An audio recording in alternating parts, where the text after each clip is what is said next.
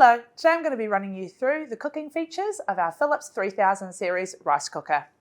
When we look at this unit, it has over 18 cooking functions, which is amazing. When you think of a rice cooker, you think, doesn't it just cook rice?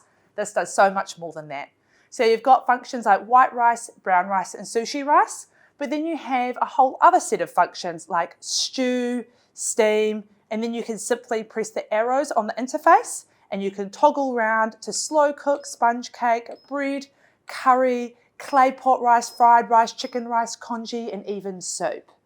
The really great thing is that on some of the settings, you have a preset cooking time. So as you can see for chicken rice, it's 45 minutes. All you need to do is you can press the time clock here and you can adjust that time. So if you would like to cook for a longer period, simply toggle up and toggle down. So all the preset functions are totally adjustable to suit your quantities or just how you like your food cooked. The final thing this unit has is keep warm.